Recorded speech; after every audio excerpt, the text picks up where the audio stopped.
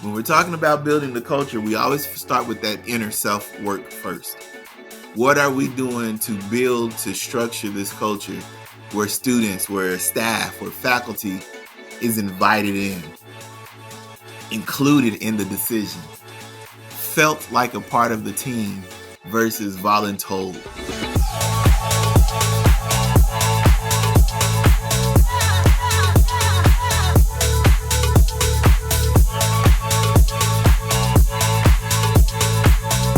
Well, welcome back, everybody, to Season 5, and this is Episode 2 of the Leading Through Unprecedented Times podcast for Future Ready Schools, and I am so jacked up about this episode. Want to introduce you to the one and only Andre Daughty. Andre, I had the privilege of listening to you down when we were at LaQ, and I walked into your room. You were captivating an audience, and I was like, I need to get to know this guy. So, Andre, welcome to the podcast. Thanks for being here. So excited to have you on. Tell our audience, school and district leaders all across the country, a little bit about who you are, a little bit about your work. Welcome to the podcast, and such an honor to connect multiple times over the past couple of months. How you doing, my friend? I'm doing well. Thank you for inviting me. I appreciate it, man. I'm excited. So, who is Andre? I was a kid in the class, always in trouble. I could do the work. The work was no problem. I have a mom who's a teacher, so parents don't play. You do the work. But after finishing the work, there was nothing to do, so I became that distraction. Getting up, sharpening your pencil, and then taking the longest route back to the chair, making beats with pencils and pens. I was that kid. I was often in trouble. I wasn't in trouble enough to get suspended, but trouble enough to go to detention, in school suspension, or kicked out of the class because the teachers just needed time away from Andre. And one teacher changed my life, basically. Here I am. I was making beats, whistling, singing, humming, all that good stuff, and got kicked out of class yet again. No big deal. Let me get my book. Let me get my pencil. Go out in the hall. So I'm making this beat, right? Out in the hall. Teacher walks by and says, "You kicked out of class again?" So yeah, again. He's like, "Why?" And I was like, "Yeah, I was making these beats, right?" And he's like, "Come with me." So he takes me down to the band class, right? And so inside of this band room, he pulls out a keyboard. And he says, "All right, let me hear what you got." And I was like, "What?" He said, "Yeah, you said you make beats and you singing and you humming. Let me hear it." I was like, "But it's just what's in my head. It's not like a real song. I'm making a song." He said, "All right, go for it." So then I start to sing this song and I'm scatting. And I'm going. I'm hearing what I hear. He starts to play it and follows me, accompanies me. And I don't know if you've ever had someone to like sing behind you or play with you. But man, on that moment, I felt like Stevie Wonder. I felt fantastic. And so he said, "Oh, well, here's your gift. We got to get you in music. You're musical. You've got some talent there." And that one thing of identifying who I wasn't a troublemaker. I wasn't the person kicked out of class. That's Andre who knows music. And little did I know at that time that I could play 8 instruments. Little at the know at that time that I could compose and write songs and create drum cadences.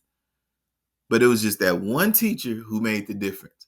So I'm supposed to be the next Stevie Wonder. I can play the musical instruments like Prince, and I can sing and I can dance decently. So I was gonna be the next big thing. And once when I got to college, I realized that one teacher made the difference. So I wanted to be that same one teacher. And instead of being a middle school or a high school teacher, band director, I wanted to be an elementary teacher and try to help those students early. Give those students that exact same opportunity that I got, seeing those Oh, talents. For the I love. last 23 years in education, focusing with elementary strategies. Of course, I've also done middle school, high school, and the college areas. Now I just get an opportunity to share those same strategies and those same tips and tricks to engage other students. I'm so excited to dive into that. And Andre, that's a part of your story I did not know. And you're reminding me a lot of my good buddy, Clint Pulver, who we had on an earlier season. If you've ever seen the video, Be a Mr. Jensen, it's that story about that one teacher. And Clint is an incredibly well known drummer as well, and saw something inside of him that he didn't even see in himself at that point. And so, talking about the impact of the teacher. But, the last thing that you just mentioned on engagement strategies, one of the pieces I walked in, I see you presenting. I see this whole room of folks totally engaged. You were modeling exactly what you were talking about. But at the same time, let's talk about a big picture. As we talk to school and district leaders, as they walk into classrooms, as they're supervising classrooms, or if we hear from students, sometimes students saying, school is boring. I don't want to be there. It feels like it's irrelevant. But the flip side, sometimes we hear, hey, it's hands-on, it's real world learning. I'm so engaged. Talk to us about engagement strategies. What does that look like? How do you really teach and model to educators the type of engagement strategies they can use in their classrooms or throughout their schools to engage kids, engage families? What's that look like? Talk to us about that. Yeah. The more and more I think about it, you ask a teacher, any principal, any educator, what would your ideal school be like? And then they'll tell you engagement.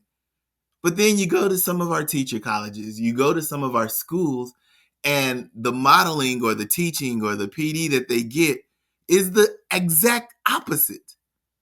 So we are teaching our teachers how not to be engaging, but yet we want our teachers to be engaging. And I heard this one quote, and this quote, so first year teacher, straight out of Langston University, which is a HBCU, historically black college university here in Oklahoma. First year teacher, I'm supposed to go to this PD, and I'm like, I'm supposed to be in my classroom. I got to get my school ready. I know the deal. You only get X amount of days to make your room tight, procedures, buy all the things. And this presenter says this quote, and it changes my life. He said, "If you observe students, they will teach you how to teach them." And That is powerful right there, isn't it? so then I start watching my students in the classrooms. And I'm like, that one loves to talk. But here I am doing the opposite, telling that one to be quiet all day. This one over here is an artist and always doodling while I'm teaching. And then I was that teacher like, what did I just say? And he looked right up at me while still drawing. You said blah blah blah blah blah blah blah. So this kid has some skill and some talent, and I'm not tapping into that. So I was in my mind, what can I do to start to engage them in their strengths? So we started doing a whole lot more turn and talks. The ones who love to talk, can you all be the helpers? Can you all reteach it? Matter of fact, you already know how to do this. Show them how you do this problem. And then I would sit down and let them teach. The one who's doing arts, we're doing rotations, we're doing centers, however you want to call it, workshop style. And instead of me being the sage on the stage, that artist is like, nah, this is how you should draw it. And he's sitting at the teacher table. Others who already knew technology and computers, and others who knew how to frame things the right way, or great readers, great writers. Like, it became no longer just me in that classroom and became a we. And when we're talking about engaging strategies and engaging students in our classrooms, if you observe your students, they will teach you how to teach them. Some of our students are so dope, we never get to see it though. Man, I was at this one school, right? Third grader. She's sitting there bored out of her mind. And you can see it in her face, body language slumped over. And she says, Miss Teacher, I forgot the teacher's name. Miss Teacher, can I get some water? Teacher says, yeah. She gets some water. 3 seconds later, she comes back. Can I get some more water? So, I pick up, if you observe students, I pick up, oh, she's bored. I pull her to the side and I said, hi, what you working on? She says, I am bored. Okay, what can we do about it? She's like, there's nothing fun in this class that happens that I do at home. And I said, at home? Like, you talking like PlayStation? She's like, kinda. So what do you do at home? She says, I make YouTube intro vlog videos and get paid. I said, third grade. Wait, hold on a minute. You make vlogger intros and outros for YouTubers. She's like, yeah. So now I got to pick up my phone. Show me. So, we swipe on the phone and she shows me her page. Fantastic. Holy smokes. Dude, for a third grade, I'm getting hyped right now just rethinking that. Man, she killed it. Oh my goodness. And I was like, how much you charge? And she was like, I charge $5 per video. And first thought, I was like, oh, you underselling yourself, baby. Because this you cutting into your profits. Because this is at least worth 75. At least. Because you're doing the intro and the outro with the little 2 blocks on the corner, so then they can insert the video and here's what's next and the subscribe button. I was like, wow. And then I looked around the room and there was nothing in the room that tapped into that. The only time they got to get on their devices, like their tablets, was to go over math facts. There was no creation. And I'm saying this baby has passed those expectations. This isn't gifted and talented. This is just this girl knows what she's doing. And then she comes inside of our classrooms and we're teaching outdated stuff. Our methods of instruction are when we, Generation X, Generation Y, was learning. If you observe students, man, they're going to teach you how they teach them. So what did I do? Of course, I got her information and I asked, like, how you getting paid? She said, cash out. My mama set up a cash out. And so she is getting money. I really do hope that she's charging more now. But man, it was beautiful. Man, Andre, I got chills listening to that. And I got to tell you, number one, I'm going to need that contact information as well to show my daughter, who does a lot of my social media stuff, that I'm going to cut her pay because I can find it out there. That's competition right there. So no, that is awesome, and what an opportunity, and again showing the amount of times just the brilliance sitting in our classrooms, but in a traditional mindset, if they don't conform to my classroom, my rules, my way of doing it, my compliance, man, that what a missed opportunity. And on one hand, how many kids like that have we missed that become so successful in spite of how we've done it in our schools? But then the flip side, getting to see so much around the country in some of the best classrooms, that's the exact talent that gets leveraged in classrooms, that gets kids engaged based on what they want, what they love, what they want to do. One of the pieces you often talk about as well that I think we're getting to the heart of here is also culture, right? And talking about just the culture of things, creating a culture where people want to be, creating a culture where differences are loved and respected, creating a culture just where their talents can be amplified and explored and utilized in their interests and their passions and their strengths in so many different ways, and not the deficit mindset, or here's the 2 things they don't have, or they don't want to do it just this one way. And we just know that that's just not how life works. So talk to us a little bit, school and district leaders listening to this today. It's been such a struggle throughout the pandemic, right? We've gotten there's so much trauma, all this stress, the chaos in the news.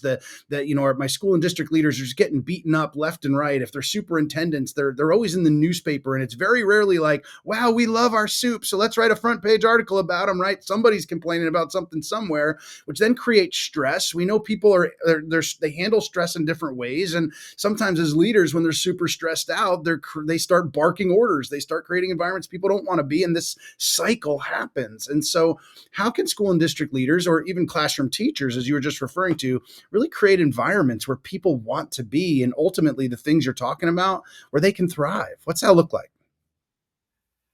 It goes back to that same quote. Instead of students, say teachers. Instead of teachers, say staff, faculty, leaders, administrators. If you observe them, they will teach you how to teach them. I remember visiting one school, and this principal, high school, this principal, very hands-on type A. It's got to look this way because this is how I remember it being done.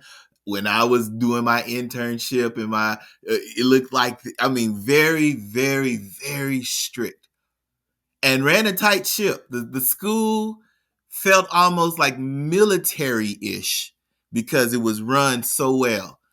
And the culture I mean, the scores, test scores, excellent. AP courses, excellent. I mean, exemplary, all things but culture. And when you saw the students walk into class, no one's smiling. When you see the teachers and the faculty, no one's smiling. So I remember having that conversation with the principal and saying, "Hey, principal, man, kudos first to the work that you're doing. I mean, you could tell that your school is one of the top in the state, if not the region. But how often do you see your teachers smiling?" And it brought them to pause. How often do you see students smiling here? Because people want to smile where they enjoy being. If not, it won't feel the same. And so we did a walkthrough. We just kind of walked, especially during lunch. We did a walkthrough, and all of the hallways before the lunch, we only identified like 3 people smiling out of at least 100, 150. And then you walk inside the cafeteria and you saw the joy and the happiness. And then there were a few students leaving the cafeteria and their faces went from the smile back to frowns. And he was like, "I appreciate you lifting that up because this is something I didn't notice. I didn't see it." And so that's where we start talking about strategies of being engaging beyond, because we got to build that culture. And the culture of excellence can still look professional, can still look like type A, but it also should be able where our teachers can smile, where our students are happy to be there. We always call them the safe places. Yeah. But what about some of those other spaces? Think about all of the times that you've had students who did not want to leave your school. And you are like, "It's time to go." And they're like, "Nah, we just want to stay." They want to stay for a reason because they felt that love. They felt the safeness. They felt that. Think about all those times that you had students accidentally call you a parental figure. Mama, daddy, grandma, uncle. It's because they felt something.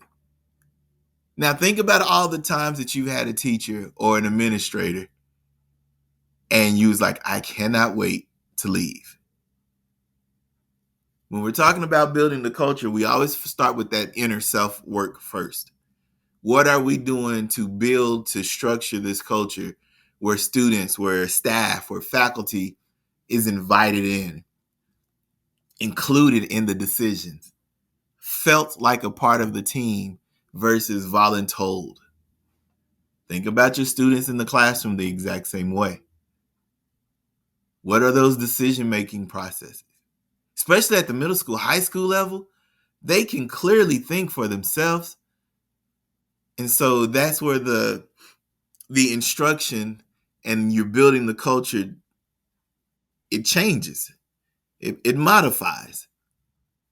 Just like how there are some classes, some grade levels where they come in very talkative and others come in very introverted and you adjust to them. It's the same way with our staff and faculty.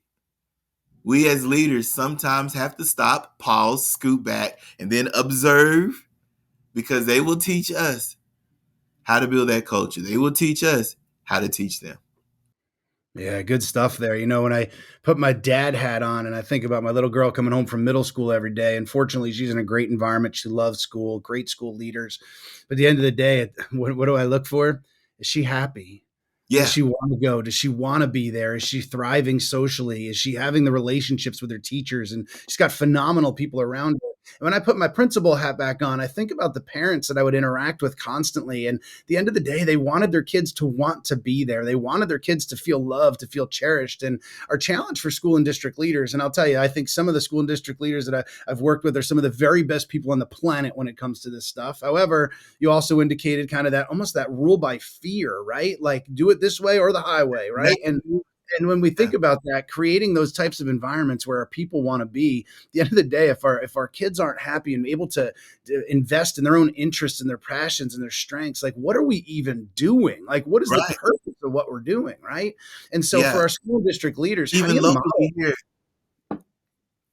Yeah, school and district leaders, how are we Yeah, modeling?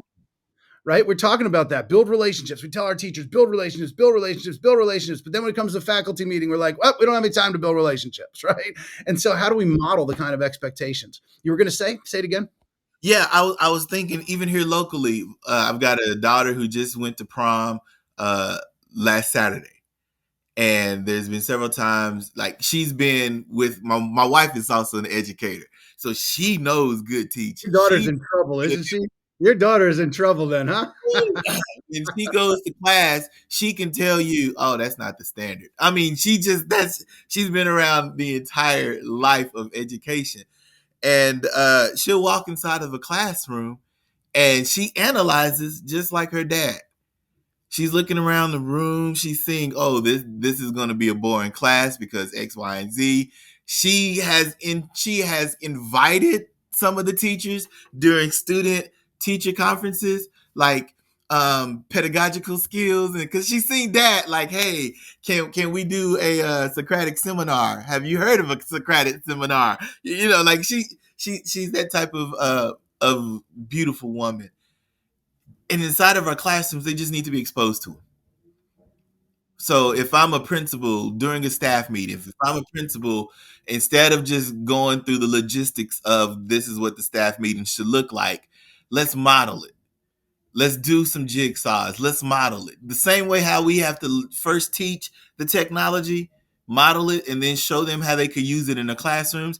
Literally do the exact same thing during staff meetings, during professional development, during your PLCs. I had one principal do a gallery walk during the staff meeting and said, okay, around this room here are 15 issues that we've seen in school this year. And they were all on chart paper all around the cafeteria. And said, go to any one of the posters, the 50, 60 staff, go to the posters, to separate, they split up. And on one side, it was problems. Here's the problem. Let's list all of the reasons this is happening. On the other side, it said solutions. Give me all the solutions. And they did it in 2-minute increments. So, for example, student attendance is low. Give me all the reasons why student attendance is low. Well, because the students woke up late, no alarm clock, got to take public transportation, mom's late, uncle's late, whatever. All right, now give me some solutions. What can we do to help? And then they were writing solutions. After 2 minutes, they rotated to another cycle. And after X amount of cycles, now these same teachers, these same educators, the same staff and faculty had problems solved. And then at the end, I remember the principal saying, now, how could you use this inside your classroom, inside your math class, inside your science class, inside your fine arts class? And by modeling it and doing it in real time, that same school now had a new strategy. Small little things like this. But this takes some out of the box thinking. Yeah, loving that. Andre, one of the things I'm thinking about too is how easy it is to say like student voice matters, but then not promote teacher voice, right? And so if I'm that principal showing, here's how your voice matters, here's how you can help solve problems, but we're simultaneously saying student voice matters and we want them to help solve problems. And what a great exercise in modeling for their teachers a strategy that they can use in their classroom. Hey, I want to ask you one more question before we go. And man, I wish we had even just another hour for this question on that end. I think when I saw you at FETC walking into another session, I know another session that you do is from preschool to prison, engaging today's generation around DEI. And Future Ready is an equity focused organization. And let's be real, let's call it what it is. I mean, you turn on the news, you look in the newspaper. There's a superintendent being pushed out because they were going down the DEI path, and they got a new board that says, hey, you're indoctrinating my kids or whatever it might be. That we just know, let's call it what it is, and the craziness that's out there right now. Talk to us at the end of the day, some strategies for our superintendents and principals to create those inclusive environments where people want to be, where every voice and every person is valued and recognized as an included part of the community. Talk to us a little bit about that and just knowing some of the things that are out there today. Yeah, I'll share this quick story. So I live in the hood in Oklahoma City. I'm trying to think of a better way to say it where everybody would understand. but your typical neighborhood that is low SES. I lived there, and that's where I taught, and maybe a block away, not even a mile away, was a gated private school.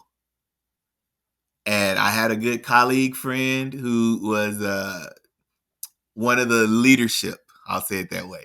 He was one of the leaders, the administrators at that gated private school.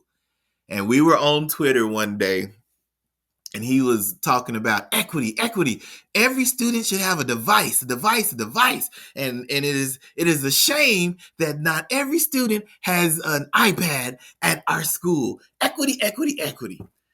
And then I slid in his DM because I didn't want to, call him out publicly. Slid in his DM, and I said, You're talking about equity as far as digital and devices. Do you mind if you just come with me? And we're just gonna do a drive walkthrough. I want to show you 4 schools right near your neighborhood, right near your gated school. He said, "Oh yeah, sure." And so I picked him up, and we went and visited 4 schools. The first one was my former elementary school. And as soon as you drive up to the curb appeal wasn't there. The colors weren't there. There were lights missing, blah, blah, blah, blah, blah. And we just did a walkthrough, and you could see his heart sink. Afterwards, I said, before we debrief, just, to write down some notes. So he took some notes on his iPad. We go to school number 2, which is a middle school. Exact same thing. We go to school number 3, which was a high school, middle school mix. And then we go to school 4, which was another elementary school. All those schools fed into each other. Then afterwards, we went to lunch, and we sat down and debriefed during lunch. And he was shaking. And so now, me as educator, but also me just as a Black man, I know that there's a very thin line, because he is shaking while he's trying to eat. So he is the cognitive dissonance. All the things that you can think of, he's shaking because now his world has just been rocked for the first time.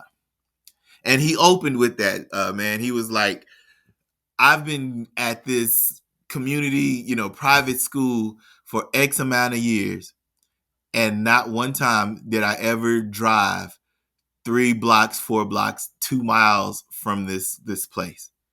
He said, man, this is a different world. And I said, for you, it is. For us, it has been the norm. For us, going into a school and not just having teachers, that's been the norm. Having a long-term sub, that's been the norm. Or having oversized crowds because teachers don't want to teach at that school. That's been the norm.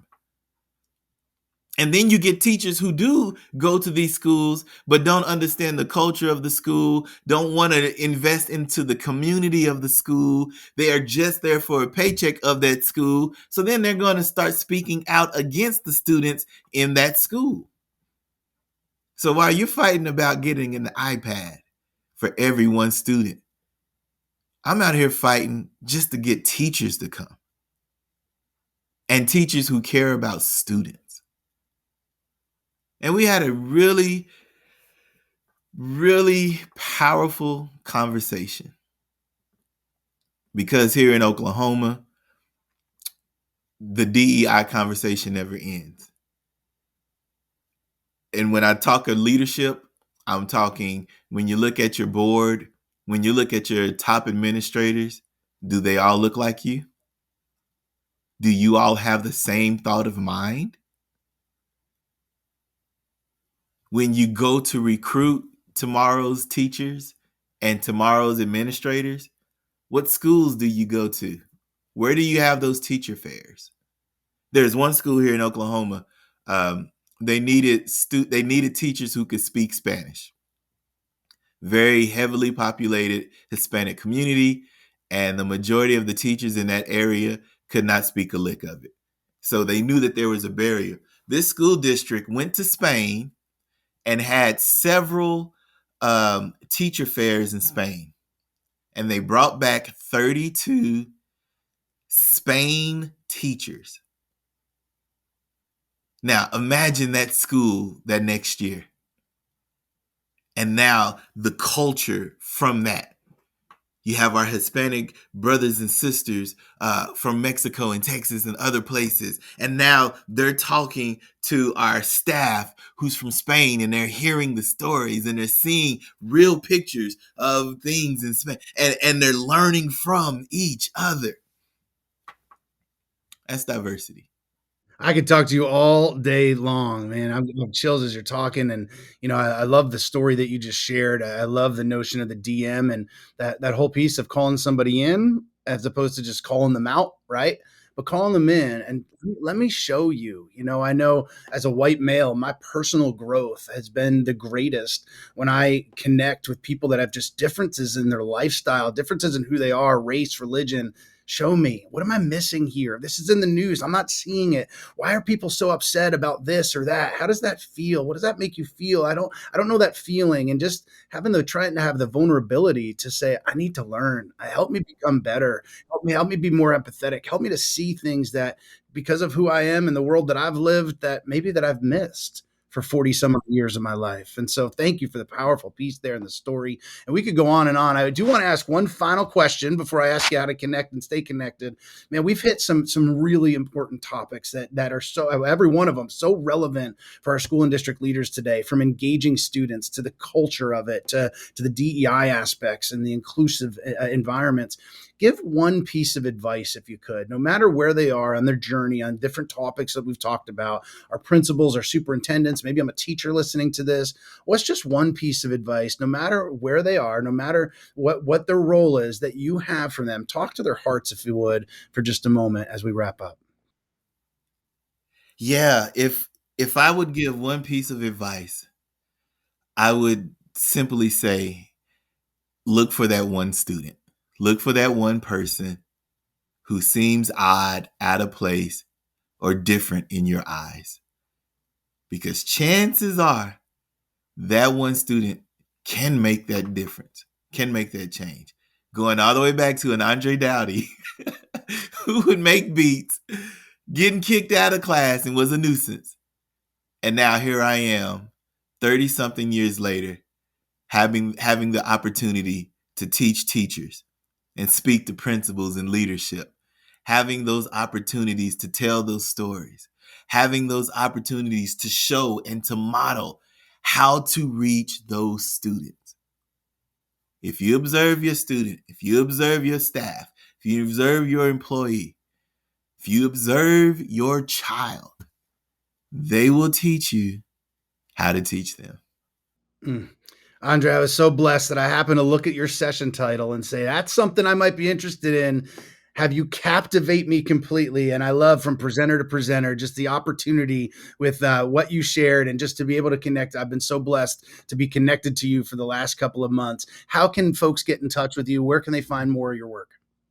Yes, I love to speak to all parents, community members, staff, conferences, workshops, all those are good things. And just been really fortunate to have that platform to share these stories, to share these moments of excellence as well. You can find me at my name. There's only two of us in the world: Andre, Andre, Daughty, Daughty.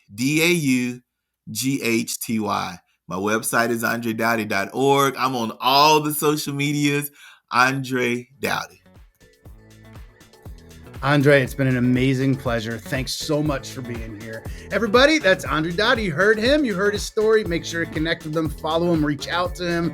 Andre, thanks for your time today. Thank you.